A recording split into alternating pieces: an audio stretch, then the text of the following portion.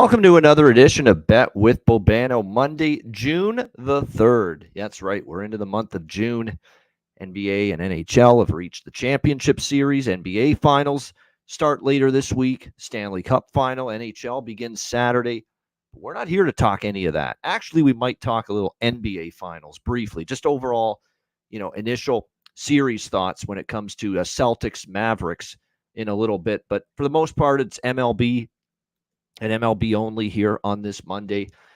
We've got a decent-sized MLB slate. We've got about 8 games on tap here tonight, which is, again, for a Monday, you don't always get a ton of games, so not a bad little slate. Connor Mack will be here momentarily as well, so it won't be a very long show today. I do want to mention a couple of things right off the top.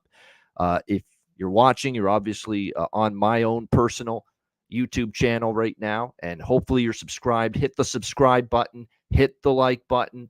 We're going to start driving up the numbers for this reincarnated YouTube channel. The old one had to get shut down because someone hacked it. It was part of the reason why my original Twitter account got shut down. So we had to start a new YouTube channel as well. So we're trying to build it up, and so make sure you hit the like button, hit the subscribe button, because there's going to be a lot of content coming your way here on my own YouTube channel moving forward, starting with the return of Ian Cameron's Football Frenzy. It's the show you know and love. We do it throughout the CFL, NFL, and college football season. It goes from June to February when the Super Bowl gets handed out, and I'm looking forward to having Ian Cameron's Football Frenzy back in the rotation this week, season premiere. We're going to do 2 shows this week. Now, these are not live shows. These are all going to be pre-recorded and then posted on the YouTube channel after that. But it's good to have it back. Tonight will be the premiere of the 2024 CFL season preview show. That will premiere on the channel tonight. We'll take a look at all 9 CFL teams, season over-under win total opinions, division futures, Grey Cup futures. So all that stuff, we will discuss it on the CFL preview show with me. That will be posted later today, probably closer toward the late part of the evening tonight on the YouTube channel, my YouTube channel. That's the CFL season preview show.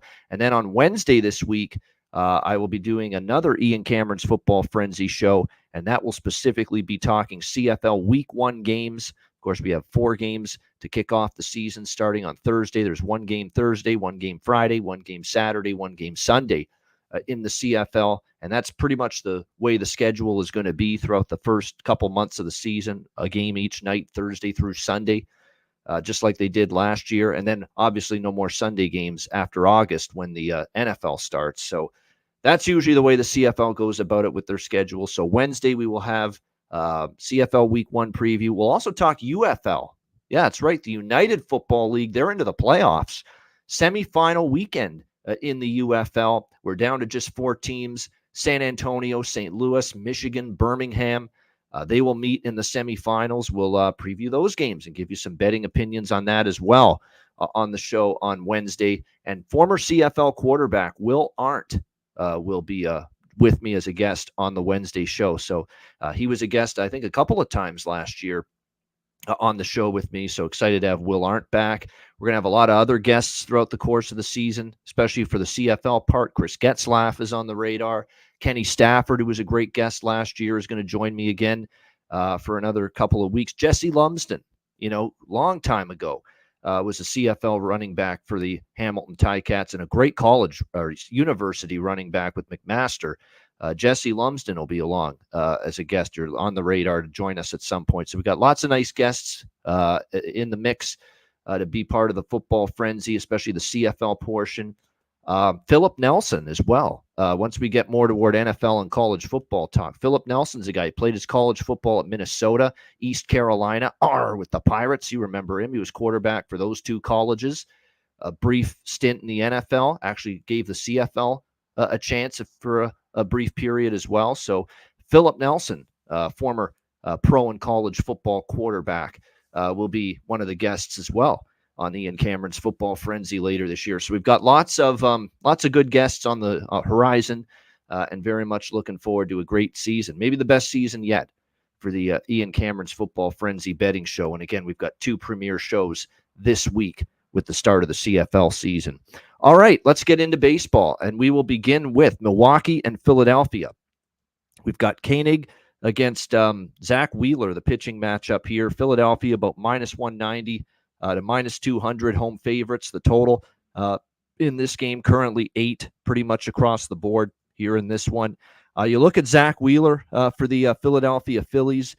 He's obviously had a great season. We expected that. He's one of their best pitchers, and he's given up just 2 runs or less in each of his last 3 starts. So he's done a great job giving this team a chance to win. We'll see if that can continue here in this matchup. Meanwhile, you've got Koenig here on the mound tonight for the Milwaukee Brewers. See if he's able to pitch well. It looks like it's probably going to be more of a pitching by committee type of night here for the Milwaukee Brewers in this game. It is worth noting, though, this Philadelphia team continues to be pretty darn potent at the plate. You look at what they've done. They did cool off a little bit there. Couple of series on the road trip, but they get back home against St. Louis and score 14 runs in those 3 games combined in that series. The only game they lost was Taijuan Walker pitching, which, again, doesn't shock me because I'm not a big fan of Taijuan Walker. So, when you look at it, I'd probably lean to Phillies here, first 5, minus a half, or full game run line -1, team total over 4.5, things like that. It's usually what I look at when the Phillies are playing. I think any of those might be worth a look here in this one. We got C-Mac with us here. C-Mac, what do you think here? First game on the board, MLB Brewers Phillies. Yeah, the Phillies dropped the game last night, 5-4, and they've been best in baseball. I mean, other than the Yankees, their records are similar. I think the schedule is going to start getting tougher, as we get by. And one of those starts with Wheeler was the Marlins like a month ago, and he's had some weird starts where he's struggled against Miami. So he's back at home here, but this line is way too big. I know, and I always talk about my struggles with the Brewers, but at this price, I think you got to take them. Now, they're 36-23, but man, I know this kind of beat up on the White Sox and even won yesterday 6-3. Yeah. And maybe that'll come back because I don't think they have the pitching, in the end. But I think at this price, I got to take a shot with the Brewers. And Philly came through for me. I mean, bottom of the 5th, the first 5, I had just some small in the team total. But, yeah, even with Wheeler, no way at that price. Brewers are nothing. Yeah, I agree. If you're taking money line, you've got to look, I think, Milwaukee, we're talking about a team that's 13 above 500, 36-23, getting this kind of price. My concern is, Wilson's actually been okay. He's going to be the primary pitcher after Koenig starts the game. Yeah. But I think regression is on the way for him, and I still favor Wheeler. That's why if I were to bet Philly, I'd probably just go team total and not worry about the money line. Certainly, I think so too. Premium for Wheeler. Yeah, well, what's the Phillies team total here? 4.5 minus 115. Yeah, I mean it's right around minus 110. I kind of just look that way. Then that way you don't have to you wouldn't have to go run line or anything like that. And this just dropped. This opened 220, but then this is down, to 190. Yeah, this line. I could probably look back further, but I see in the last 5 games that Philadelphia has won, they've scored 5, 8, 6. 4, 6. So there's one game that they haven't scored at least 5 runs. So that's why, I mean, if you like Philly to win the game, just take their team total. More often than not, when they win, they're going to score at least 5 runs. So, like I said, Philly's team total would be the lean here for me with this one. All right, next up, Mets and Nationals. Got Tyler McGill and Mackenzie Gore, the pitching matchup here. Pretty much even money price here. The total in this game sitting at 8, shaded to the under here. I don't know what to make of Tyler McGill. It's not someone I expected to be great coming into this season. I'm like kind of all over the place and think he's an okay pitcher, not great. But I will say this, he was outstanding the last time we saw him against the LA Dodgers, a very potent team. I mean, shut him out, 3 hits in 7 innings. I did not see that coming from Tyler McGill. Now, is that just a blip on the radar, or can he keep that rolling? One thing we do know is the Mets are absolutely abysmal right now. It's hard to back them. They're 11 below 500, not very good. On the flip side here, Mackenzie Gore for the Nationals. He's actually pitched very well here in the month of May. Well, month of May's over, but for most of May, he pitched well. You look at his last 3 starts in particular, held a very good Phillies team to just 2 runs in 6.1 innings, shut down Seattle, 1 run in 7 innings, shut down an Atlanta team that hasn't been hitting as well as we thought they would. And of course, Acuna being done for the season has been a big part of it. But nevertheless, to still pitch that well against the Braves, 1 earned run in 5.1 innings. So Gore's been in a nice run right now for the Nationals. He's pitched some pretty good baseball.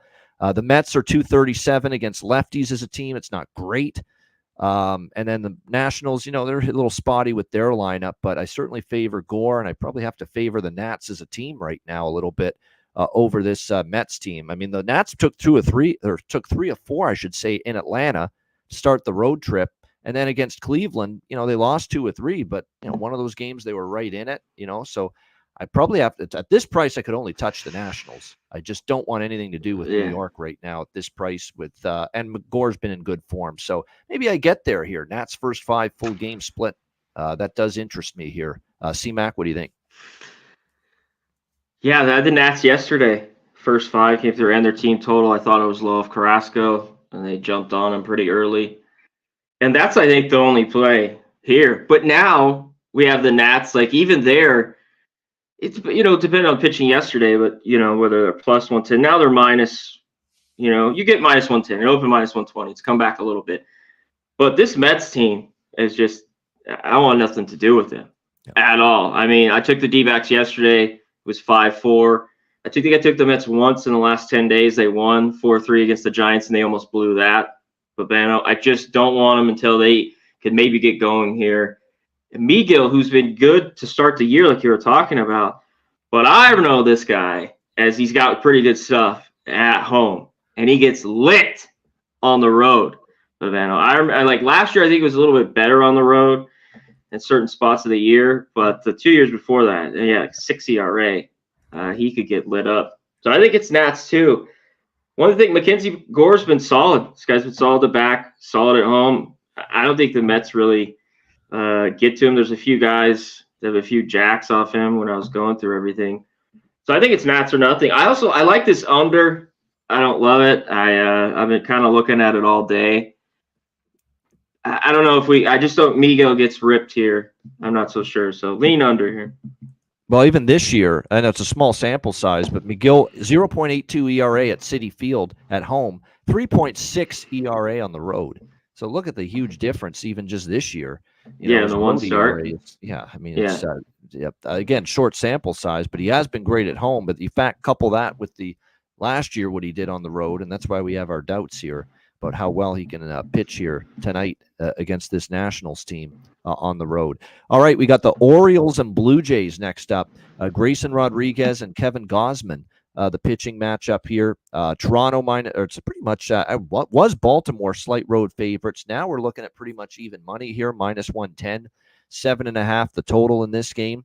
I guess by Blue Jays standards, you could say they're in a little bit of a hot streak right now. All things considered, they're 7-3 in their last 10 games, 5-1 in their last 6 games. But then you start to look at the schedule. You played the lowly White Sox, and you played a kind of a fading Pittsburgh Pirates team in the last 2 games. So not exactly quality strength of schedule on the Blue Jays side. Not exact. It was on their side, but not exactly a telling tale of, wow, you face some really tough teams. This is going to be the test.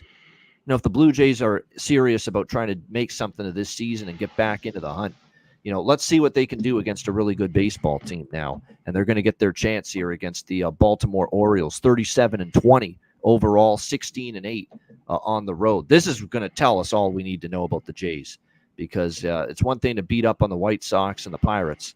It's another thing to take on this Orioles team. We'll see how they fare. Gausman on the mound for the Jays. He's been great, Gausman. He got a couple wobbles early in the season, but back to dominant Kevin Gausman his last 2 starts against the Tigers and White Sox. 2 runs in his last 12 innings, 13 strikeouts in those games. So Gausman in good form. I am a fan of Grayson Rodriguez, but he's had way more hiccups this year than I thought he would. and he's given up some hard contact. And I know he got walloped by the Angels back in April. He had a couple of really good starts after that, 3 in a row, in fact. And then he kind of struggled last time against Boston, gave up 4 runs, 7 hits, and 6 innings there. Gossman's form might even be slightly better at the moment than Rodriguez, but is the value there to take Toronto? I mean, even money when Baltimore's just the, superior team. Yeah. I'm not sure it is. One thing about this Blue Jays team, though, is I know yesterday their bats came to life a little bit, and they have started to swing the bat just a little bit more in the last few games. We'll see if that can continue here, but I'd actually kind of lean under with this total. I think Rodriguez can go in there, pitch all right. Gausman's in great form, especially the last 2 starts. So you look at the matchup here, and Rodriguez has actually pitched pretty decently here against the Jays in the past. And then you flip it around, and Kevin Gausman's numbers against the Orioles aren't that bad either. In fact, last start against them was pitched pretty well, 2 runs, 5 hits, 6 innings. So we'll see if that continues. So I'd lean under here. What do you think, Connor? To touch on the total, if this one had the 8, I would be on the under. When you look at the team totals, the Blue Jays over 3.5, even money plus 105, and the under 3.5 minus 130. So that's kind of shown. Even the Orioles, they're over 3.5 minus 120, 115. So I don't know if there are a ton of runs. Rodriguez has got to hit a little bit more. Another guy, 5 ERA here on the road this year. And Gausman, he's done this in years past. This is like his 5th start in a row. Very, very good. He usually gets cracked. And he has just once against the O's when I was going back through everything, like 3 years ago. He gave up 7 runs, 5 earned. He only went like an inning, Bobano. But all these starts, like 3 last year, they all were just 6 inning, 2 earned run, 6 inning, 2 earned run from Gausman. And that's what I think we get. And this too, 120, and this has gone to the Jays here, this number. It opened there. You're making the line better here for the O's. And for like this, it hasn't really mattered for the Orioles, when that's happened. But man, so it kind of keeps me to take them too. I think it's Orioles or nothing. Screw the line movement a little bit. You're kind of making them have a better line. I think it's the Orioles or pass. Yeah. I know they're playing a little better, the Jays, but you got to show me you can do it against someone good. Okay, White Sox and the Pirates. I mean, you're still 28-30. Yeah, I mean, you beat them. I know. Yeah. That doesn't do anything for me. This is going to prove if they can maybe get their season back on track. How do you play in this series against a damn good team? All right, next up we've got, as we continue along here, Detroit and Texas. We've got Skubal and Eovaldi, the pitching matchup here. Texas slight favorites, 7 the total here in this game. Nate Eovaldi on the mound here for the Texas Rangers. It's a guy that obviously had a very good year for them last year. Struggled in his last start, 2 runs, 5 hits, only lasted 3 innings against Arizona. He had a nice little stretch there, a couple of really good starts before that against Washington and Cincinnati. We'll see how he fares here. He did shut out Detroit last year when he faced the Tigers, so we'll see if that continues. Skubal, meanwhile, on the flip side for the Tigers, I mean, he continues to be a bet-on pitcher for me. I like what I'm seeing from him. There's no question. It's not like the Rangers haven't been great against lefties this year, just 3.9 runs per game, 237 average. Tigers are 3-1 in Skubal's last 4 starts. He pitched a gem in his last start, 3 hit shutout, 7 innings against Pittsburgh. And he actually shut out Arizona before that. Got roughed up a little bit by Kansas City, but it wasn't terrible. And then before that, he also had 2 more really good starts. Houston, he shut him down. The Yankees, he shut him down. So he's been bet on material all the way. In fact, Skubal's been one of the pitchers where every time his name pops up in the starting rotation, I'm usually back in Detroit. So by default for me, it's Detroit or pass for me. I will not go against Tarek Skubal. What do you think here, Connor? Tigers, Rangers. Yeah, this is another. Can they give him runs here, the Tigers? And we're at a 7, though, 3.5. And that's way juiced, the first 5. Yep. I think the 3.5 is like minus 125 to the under. I don't see a ton of runs here. Some of these Rangers have good success, but that was a different Skubal. I mean, from 2 years ago, they hit him one time. But just a different pitcher. This guy's lights out right now. I think Eovaldi will be good as well. I just see a low-scoring, good game here. And I think it's Tigers or nothing as well. This is another line that's gotten a little bit better for you, too, with the Tigers, if you want it open. All right. Yeah, I agree. It's I'm not rushing to bet Detroit here because I respect Eovaldi a little bit, and he has pitched well against the Tigers, but I'm not going against Detroit with Skubal. Skubal's been bet on. I've cashed a slew of tickets already backing him this year, and I would not go against him here. Detroit or nothing for me. All right, next and up. Detroit's lineup isn't great. No. I mean, it hasn't been out yet, but I know it's not. They've lost some people. It's just, yeah. Yeah, you're right about that. There's some truth to that because you look at this lineup. I'm already seeing it with some of the injuries. Like you don't see Torkelson in there. That's key. Matt Vierling's Matt Vierling RBI props have been pretty good lately. Matt Vierling has really kind of carried the way here for the Tigers lately with some of these injuries to their lineup. So keep that in mind that he might be one of the guys worth a look here tonight for the Tigers because it doesn't look like Torkelson. Or Kerry Carpenter, for that matter. I don't see him right now currently in the lineup either. And that's two big bats, Kerry Carpenter and Torkelson. They moved Torkelson down to get right because he's been there. And Carpenter was a little hot there. He's just dealing with some stuff. So, Baddoo, Baez, Carson Kelly, Colt, Mark Cannington. Stringing hits together and plating runs. It's been hard to come by for Detroit. All right, next up, we've got Cardinals and Astros here. Kyle Gibson, Justin Verlander, the pitching matchup. We've got Houston minus 190 home favorites, 7.5 being the total here in this game. Kyle Gibson, the old veteran here for the St. Louis Cardinals. He's been around the block, that is for sure. He's actually continues to pitch okay. He did have that one bad start against Boston, kind of got roughed up by Baltimore too, but he did bounce back last time against Cincinnati. We'll see if that can continue here. It's been a nice bounce back for Verlander after a bad start against the Brewers, and the Yankees kind of roughed him up too, but since then he's given up just 2 runs to Oakland, 1 run to Seattle in his last start, so definitely pitched better.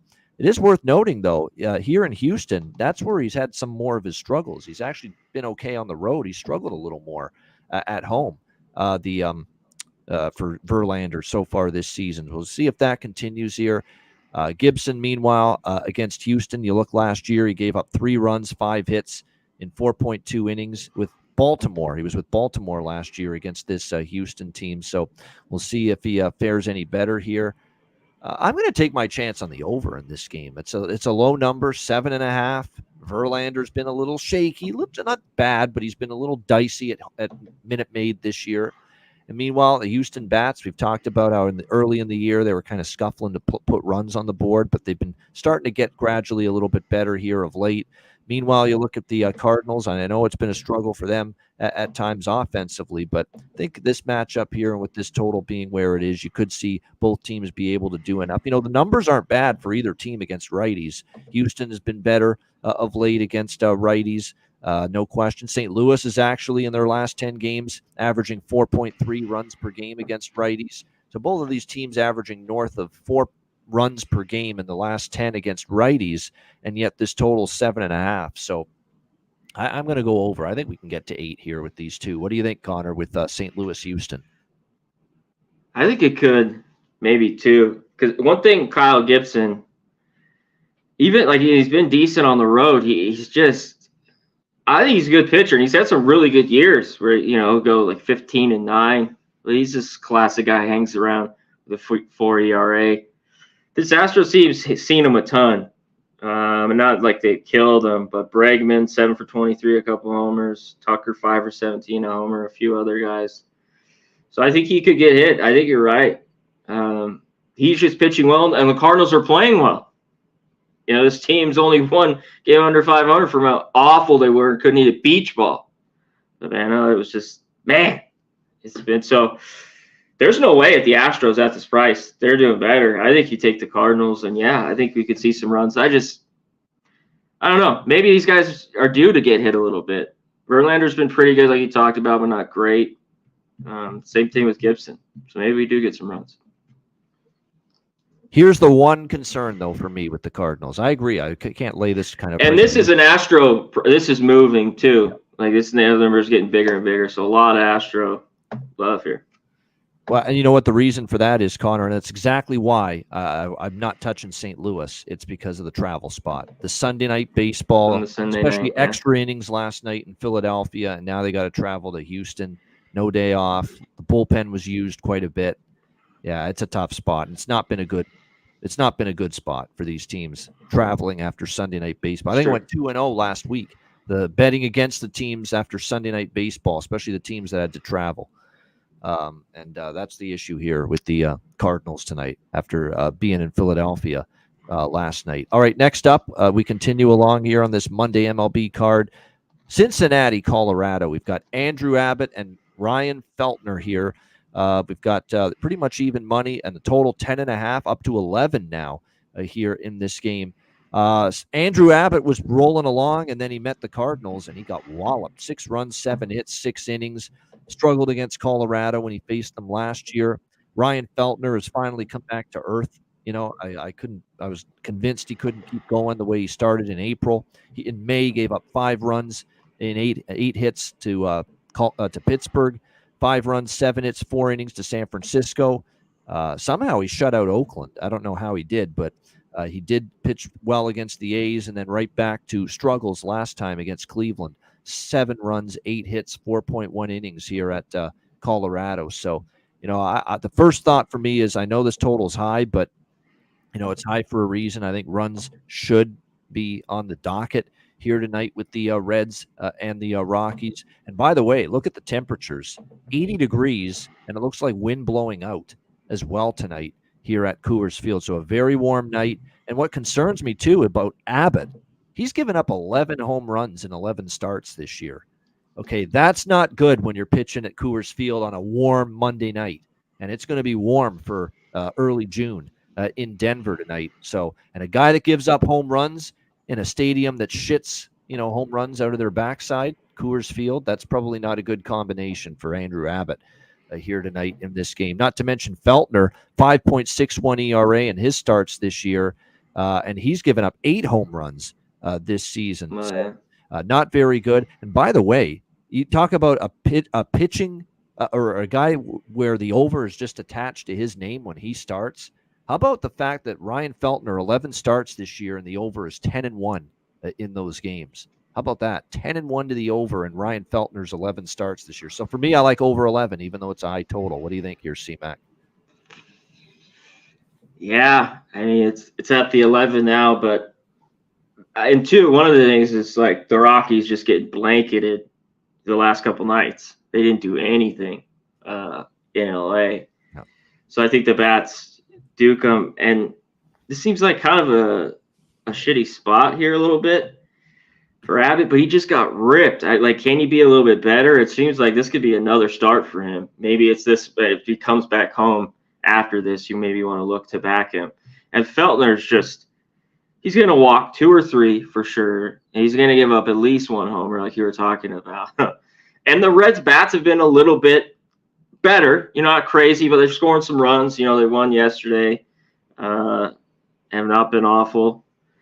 So, yeah, maybe it gets her. I lean over with you. And I really got to love it. We get it last week with the Guardians game that went over with the Rockies. I mean, I lean that way, but nothing I bet. I kind of like the Rockies to score some runs. Yep. 2 here. The price isn't crazy, though, but I think this is Rockies or nothing. All right. Yeah. I mean, for me, I don't hate the Rockies side. I'm only going on the total, but I certainly would lean that way as far as the side goes. Not ready to lay. I'm not laying a road favorite price with Cincinnati when the guy on the mound has given up 11 homers and 11 starts in this kind of ballpark on a warm night. And their bullpen's awful, so it's like I never take them full game anymore, the Rockies, so you'd have to go first 5. Yeah, I agree with that. All right, 2 games left. Next up, San Diego, LA Angels. We've got the knuckleballer, Matt Waldron here for the Padres. Tyler Anderson, the lefty for the Angels. We've got San Diego minus 145, road favorites, 8.5 being the total here in this game. Matt Waldron has figured it out, clearly. Early in the season, I think, especially in San Diego, he had a home road reverse split going where he was actually pitching okay on the road, but not good at home. He's figured it out, though. His last 2 home starts were very good against the Dodgers and the Marlins. His last 2 on the road, which is where he'll be tonight against Cincy and Atlanta, he pitched a lot better. 3-1 in his last 4 starts. He's figured it out, Waldron. He's pitching a lot better here. I keep waiting for Tyler Anderson to have a downfall here, but it's not happening. The one thing that's concerning, though, about Anderson, and I know he's given up 1 run in each of his last 3 starts. He's been good against Texas, Houston, and the Yankees. But in that Yankees start, 6 walks, and the Yankees just over and over let him off the hook. They could not get that big hit with runners on base, but the control and the command was not good at all for Tyler Anderson in that game. We'll see if he can iron it out and fix it here. If he can, this could stay under. I would lean that way. Waldron's been in great form.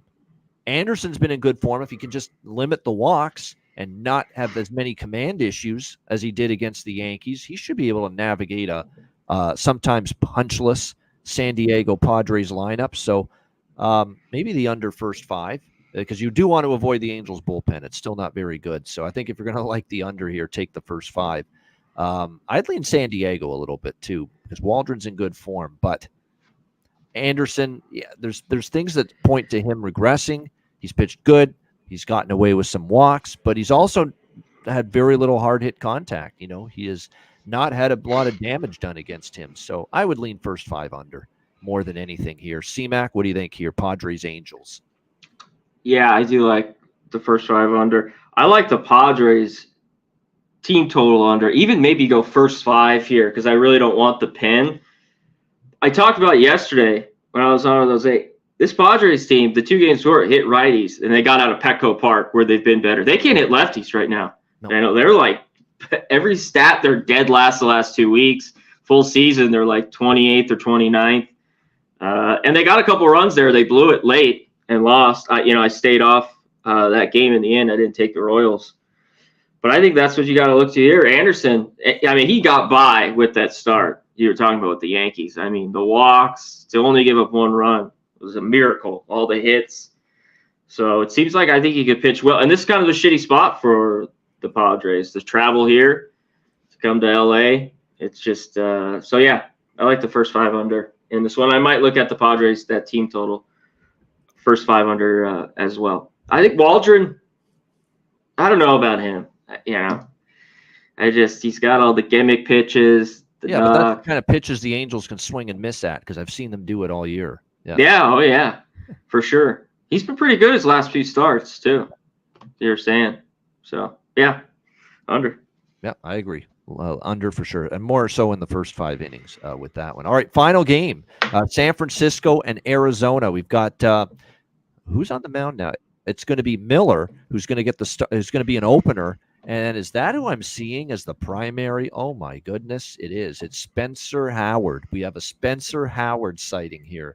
Former Philly, now with the Giants. He started the season in the bullpen for them. He's going to be the primary pitcher. Ryan Nelson on the mound for Arizona. We've got Arizona minus 125 home favorites, 9 the total in this game. San Francisco's pitching is falling apart, and their bullpen is horrific right now. Horrific. For the Giants at the moment. They've lost 4 in a row. They've given up 6 runs or more they've given up at least 6 runs in 4 straight games. They've given up 26 runs in their last 4 games combined, this Giants pitching staff. So that is not good at all. That's not what you want to see. Right now, the bullpen's in a mess for the Giants. Right now, the starting staff, and they've had some injuries, too, to the starting staff. That hasn't helped. And I think that's a reason why they got Miller opening and then Spencer Howard as the primary. Let me put some numbers to Spencer Howard, because I know he's pitched okay at times out of the bullpen here for the Giants. But we know what he was in Philadelphia, which wasn't great. He had a 5.92 ERA in Philly in 2020. He had a 7.43 ERA split between Philly and Texas in 2021. 7.41 ERA with Texas in 2022. 10.8. That's right. That's not a misprint. 10.8 ERA for Spencer Howard last year in Texas. Okay, he pitched some nice innings of relief earlier this week for San Francisco. But before he got called up to the Giants just recently, do you know what his numbers were at Sacramento in the minors? 5.9 ERA, 1.56 whip. That's in the minors. That's a 5.9 ERA in the minors for Spencer Howard before getting called up to the Giants, which tells you the state of the Giants pitching staff right now. It's a mess that Spencer Howard is going to be called upon to pitch the bulk of the innings tonight in this game. So I don't think that bodes well for the Giants. Arizona should be able to do some damage. I like the way their bats hit against the Mets over the weekend. But here's the problem. Ryan Nelson has struggled. He hasn't been great this year for the Yeah. Diamondbacks. He gave up 4 runs, 5 hits, 6 innings to Texas. He got crushed by Detroit. 8 runs, 11 hits, 4 innings.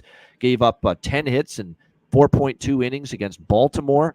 His home numbers are even worse. Like his overall ERA is 6.02. Yeah. His home ERA at Chase Field here in Zona, 8.66 ERA. So to quote Connor Mack, you know what I'm looking at here. Over for me when it comes to Giants and Diamondbacks tonight. C-Mac, what do you think?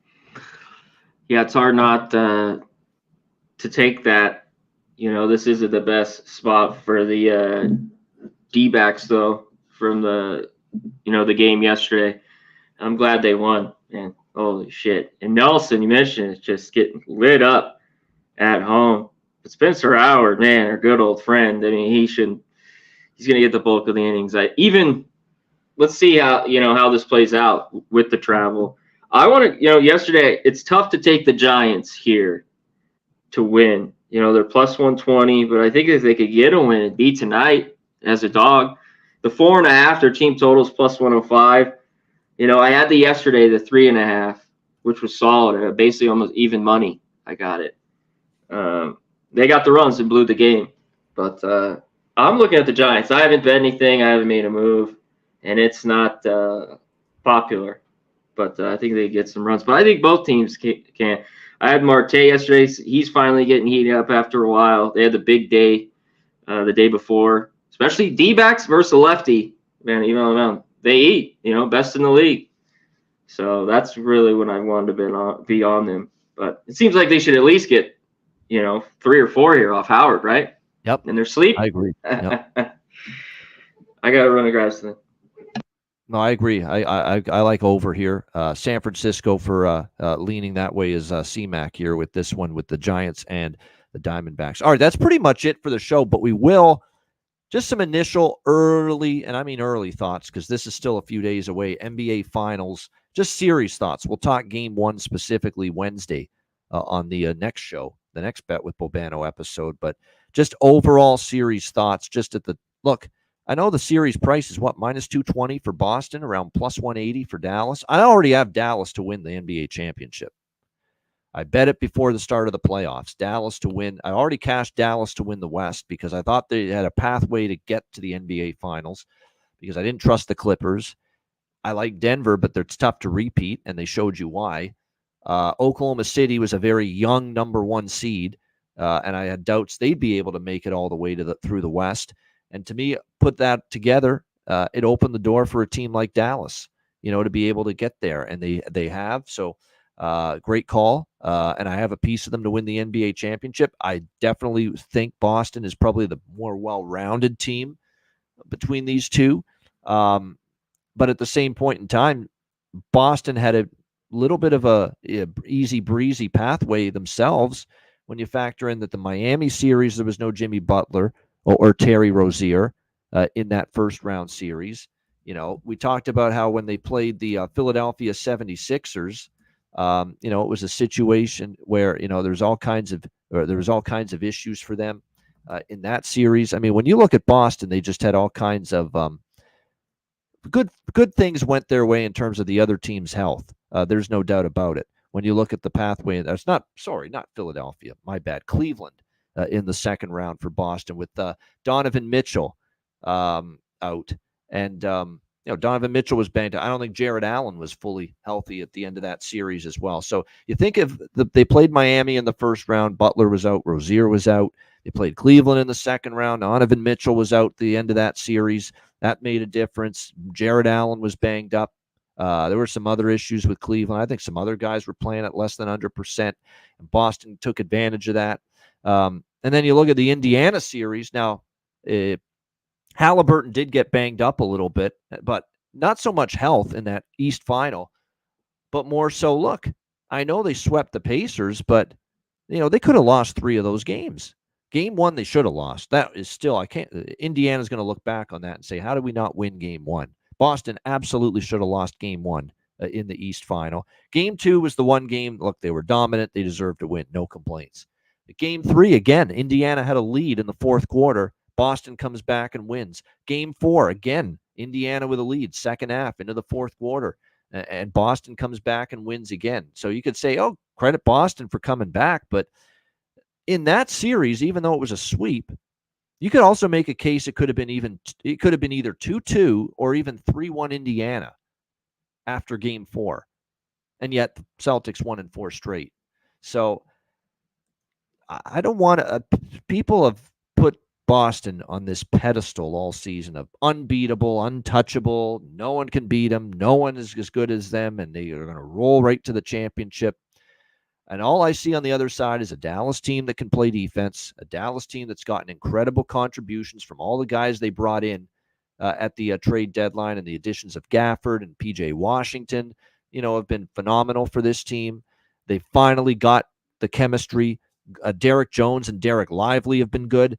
And they've finally gotten the chemistry right with Luka and Kyrie, where now they know when to play off one another. They know when Luka knows when to shoot. Luka knows when to defer now to Kyrie Irving. I mean, they've really gotten way more internal chemistry going into this series here, the Dallas Mavericks. So, like I said, I think Boston's definitely can win this series, and I'm sure a lot of people will pick them, and it wouldn't shock me if the Celtics win, but I do think Dallas is a formidable foe for the Boston Celtics, where, if you were to bet anything right now with the series price, I'd probably look at taking a shot with the plus 180 with the Dallas Mavericks. If you want to play it a little safer, you can go plus 1.5 games, minus 130.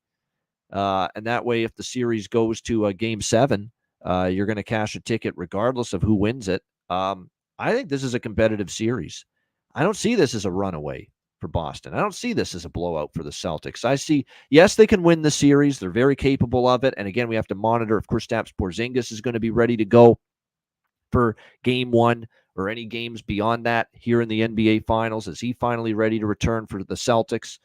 But I think at this current price, and I'm not betting it because I've already got the futures to win the championship on Dallas, so I don't need to bet the series price. But if you don't have any Mavericks futures right now, I don't think taking a shot with plus 180 on them to win the series is the worst idea. So that's the way I see it with the NBA Finals. There we go. CMAC, we'll see if he is able to join us in a few moments. Either way, we're going to wrap things up. Shout out to everyone in the chat. Hit the like button. Appreciate it very much. And again, we've got Wednesday, we're back with Bet with Bobano. And again, we're going to have 2 Ian Cameron's Football Frenzy shows coming up this week. CFL season preview show will be posted on the channel later today. And then on Wednesday, it'll be Will Arndt joining me for a CFL Week 1 preview show, as well as a little UFL playoff preview as well. And one last thing, too, I want to mention is as far as the subscription, dubclub.win/r/Bobano is the link. And right now, 6 months all sports is discounted from $400 to $250. Okay, discounted from $400 down to $250, and it's only an offer that goes till this Thursday. It's really a start of the CFL season type of discount. So again, make sure you get on that. The link is posted on the Twitter X account for me at Bobano Bets.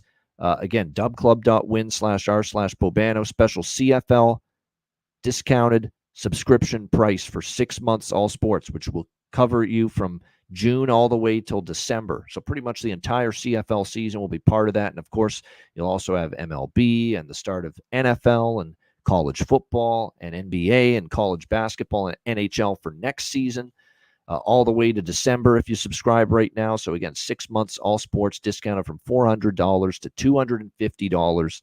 And again, that is an offer that is only available now through to Thursday, the opening night of the CFL season. This is a special CFL season kickoff discount that is available. So there you go, all the way down to $250.